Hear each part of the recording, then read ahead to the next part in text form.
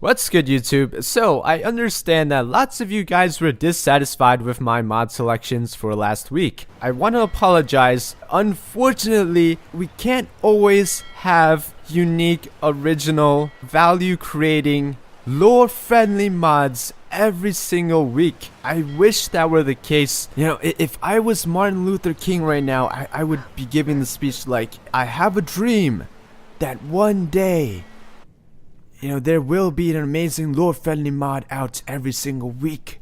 I don't know where I'm going with this. And to the minority of haters or whatever, I'm sorry to let you all know that unfortunately, you can't tell me what to feature on this show. Unless, of course, you put a gun to my face, then you can tell me what to feature.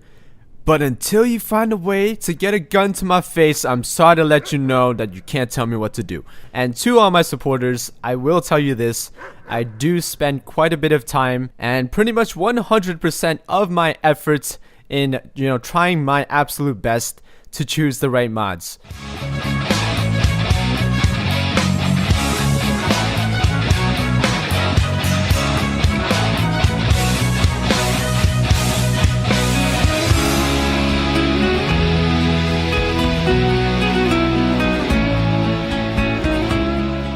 So, are you tired of all of your followers being hot and sexy and cool looking?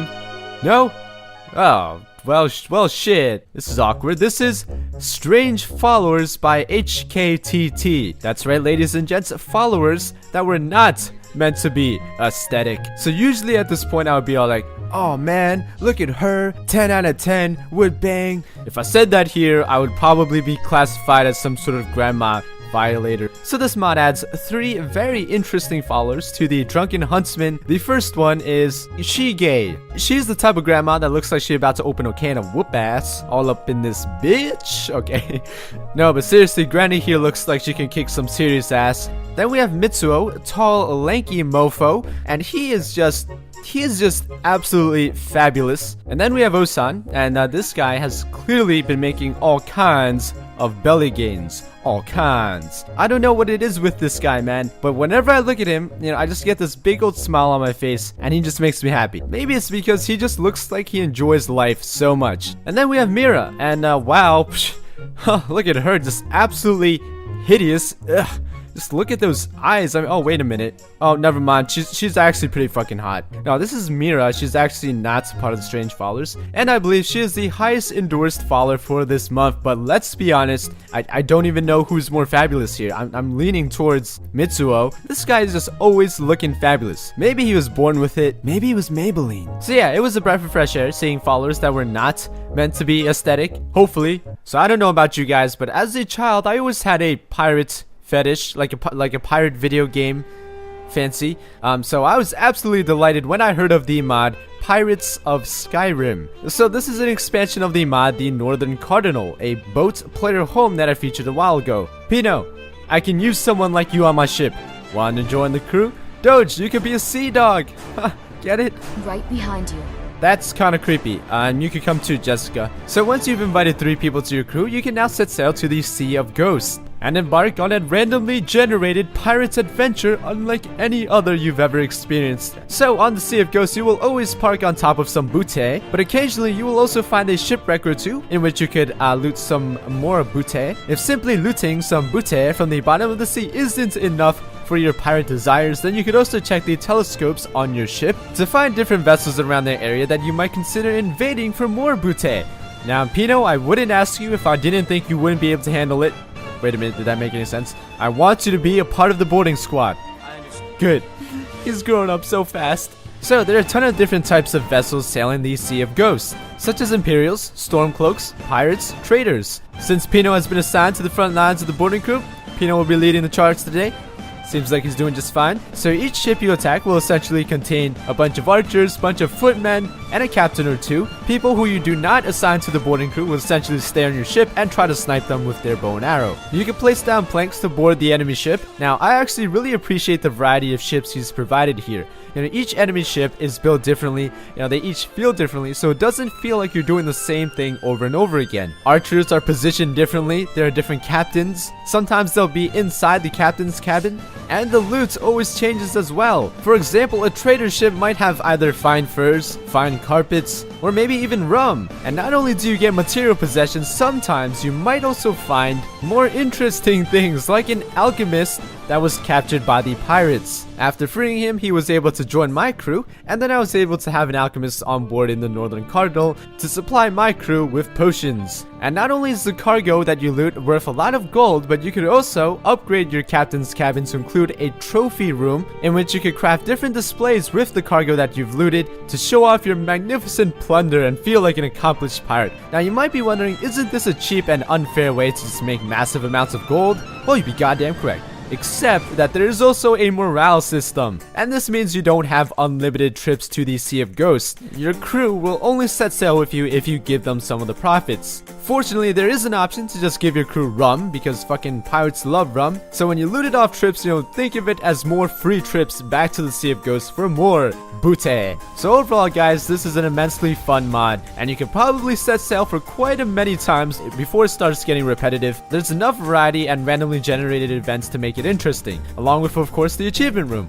So overall guys, this makes the Northern Cardinal even better of a player home than it was already, and there's no doubt in my mind that my pirate cravings in Skyrim has been completely fulfilled. But he does plan on making more updates if this mod gets more attention, so go show him some love. If there was any one item in all of Skyrim that you would want retextured, what would it be?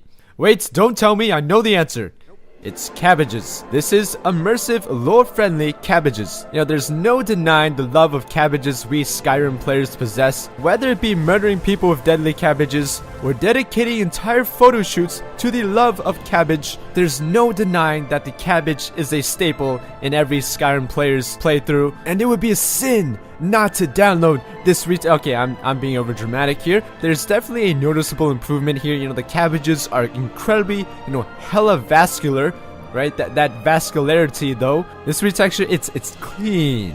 It's clean. I mean, just look at those balls of cabbage. So vascular and round. You can just see the joy in Doge's face as he's bathing in this beautiful cabbage goodness. This retexture is so immersive and lore-friendly that Tiber Septim once had sex with this cabbage during the Great War when there were no women around. I'm a lore expert, guys. Don't worry, I know my shit. I was downloading random cabbage mods, like every single cabbage mod I could find in the Nexus, and I ended up with something called a cabbage butt plug in my game. I don't even want to know. So we are back in the Temple of Talos, and this could only mean one thing. That's right, another member of the Animal Kingdom category of ethnicities of Skyrim are about to be retextured, and this time it's not the kitty cats, it's the lizards. This is the feminine Argonian retexture.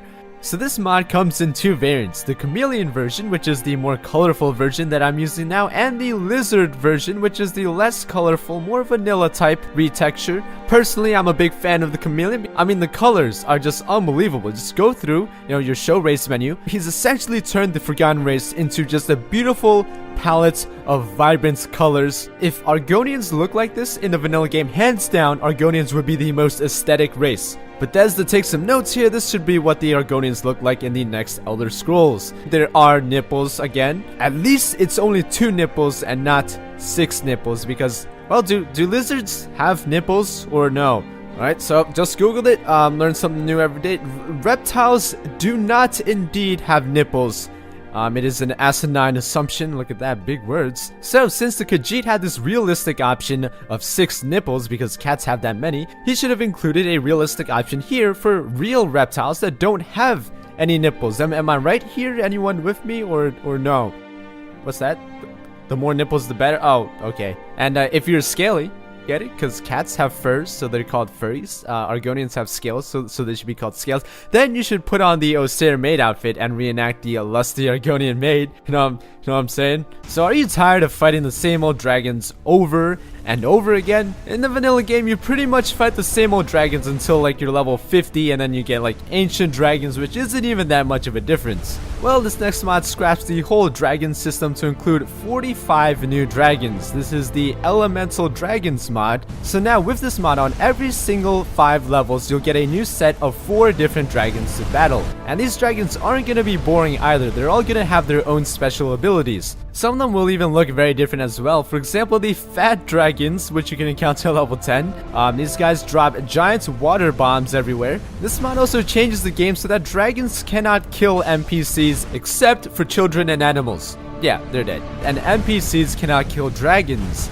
Even though it looks like these guys are getting wrecked by the dragons, well, actually they are. There's like amplified ragdolling here. With this mod on, dragons pretty much be like, bitch, move aside, I'm here for the Dragonborn. And then they just like flick everybody aside and come to you. Since you're the Dragonborn, you know, you don't get flicked aside from any of the moves. So yes, this mod will basically make sure that each fight is going to be a 1 vs 1. Everybody fuck out the way.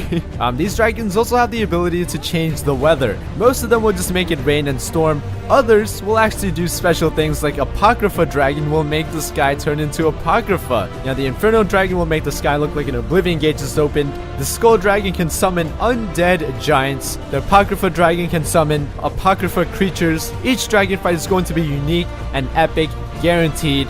And it won't ever get boring because you'll get new dragons every 5 levels. This mod is just great. And that is it for this week, guys. Hope you enjoyed all the mods featured in this episode. Hit that like button if you did, and subscribe for all the best Skyrim mods every single week. Thank you guys so much for watching. Peace!